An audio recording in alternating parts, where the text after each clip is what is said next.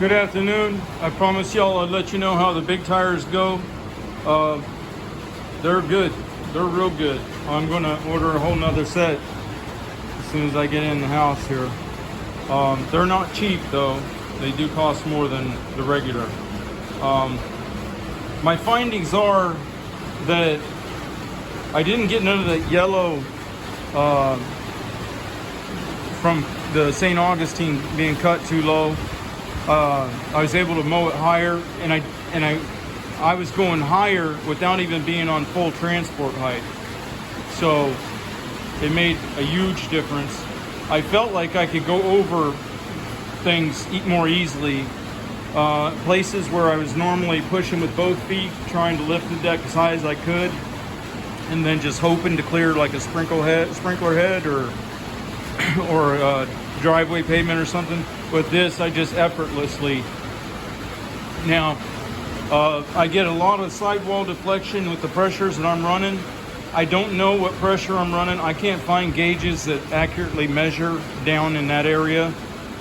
You get down below 7 psi or so, you might buy them. They might work for a little while, and you get some kind of reference measurement to at least get them equal. As far as accuracy down in that area, that's nearly impossible. But I've gotten real good at just by looking at the sidewall deflection and stuff, being able to air up. Probably running around 5 psi, I imagine. So I'm getting a lot of flex. I'm able to maintain traction even if front, like say my front right wheel's up on a 6-inch ledge of concrete. I still able to keep a contact patch down on the opposite wheel and have traction. The ride is just amazing. It's like a hovercraft. It's just the mower is completely different. I'm gonna do that. I would like to go bigger even, but as you can see, there's clearance issues. I don't think the forks would clear, and that's at low pressure. If you had high pressure, you'd be running right at the edge of clearance on these things. So yeah, it's amazing. I like that. That combined with the shortness of the machines that I'm running, it just makes these things so effortlessly to get in and around and stuff. And then I also have the wide width, so that I get the ability to cover a wide area.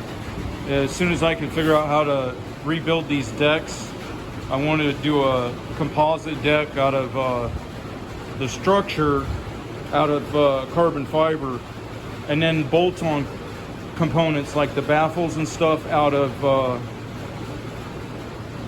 polycarbonate.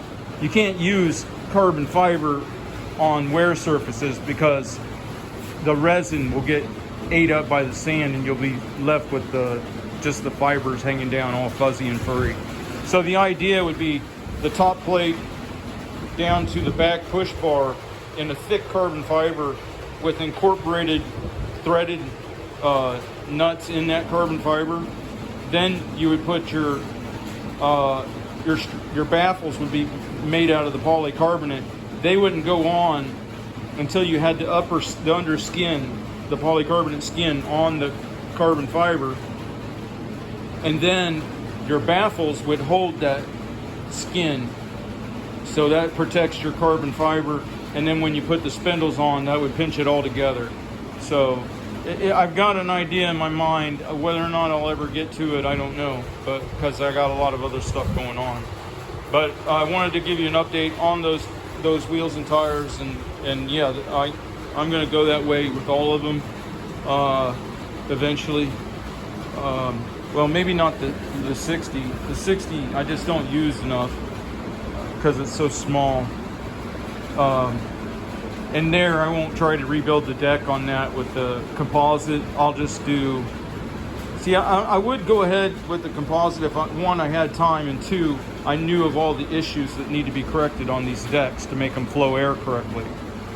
You know, I still have some things I want to do first, like a kicker lip I want to experiment with moving that back baffle closer to the blades or away from the blades, because there's a sweet spot. Just like with blades, if you run the 21-inch blades on a 60 when it's only supposed to have 20 and whatever, you might think, well, we're getting more overlap, but what you don't realize is the blades come so close to each other and the sail that they create little vortexes. Well, there's issues like that as well with the baffles. There's noise issues, and then there's airflow issues. So if you bring like the back baffles up too close, then you might get a clean first cut, but it would be very noisy and it may not disperse the clippings very well because of airflow vortexes that you're creating. What I want to try is a kicker lip. You see how the back baffles go down lower than the blades? I'm not going to show you because I don't want to bend over here. And anybody who's been around these machines knows the back baffles go down lower.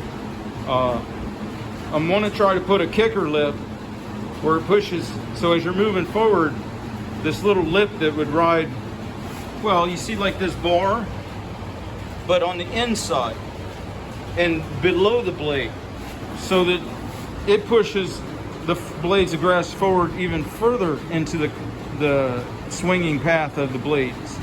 I don't know what that would do, but if it's true that the design element of the rear baffles is to bunch the grass while the blade cuts it, and it bunches it because you're in forward motion and those baffles hang down, then wouldn't it make sense that if you had a kicker lip that lived below the blade that pushed the grass even further forward would give you even a cleaner cut? That's my thinking. But you don't know these things until you try them, and it takes a long time to get a mower sorted out where you've got the best of many different worlds. And that's kind of what I'm getting to with my machines, because like the new machines, they have the bigger wheels, so this is nothing new. But at the same time as they got the bigger wheels, they also got this stretched out deck. The deck is so massive that now they what they gained with the larger wheels, they lost again with the exaggerated length of the frame. And they're doing all of that because they have to make the deck bigger to make the front edge shallow so that the blades of grass don't get bent over.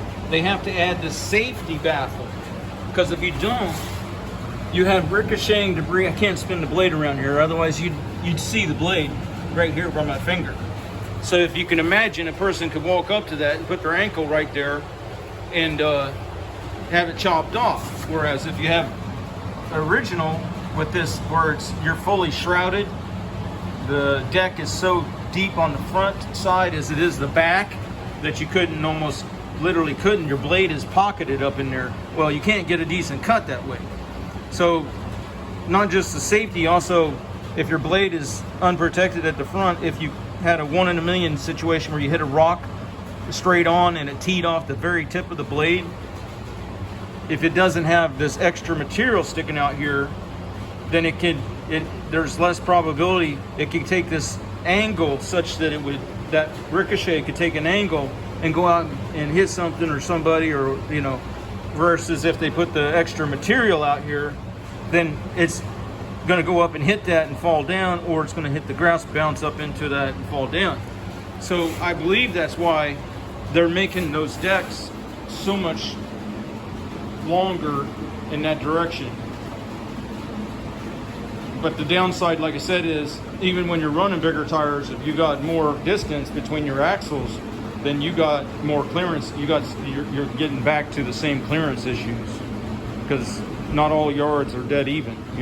You got places you can get high centered and swells to work around and everything else. All right, well, I had to stand down for the first 2 hours today because I didn't have any commercial stuff to do, and the residential people, they squawk. So now I'm standing here trying to wrap my Friday, but I can't go mow because, as usual, it's storming, So that's apparently what the people, they want, is like, it almost feels like they want me to come and mow in the rain, but then they don't, because they don't want the mess. But they won't let me come and mow when it's fair weather. That's the annoying part. All right, catch you later.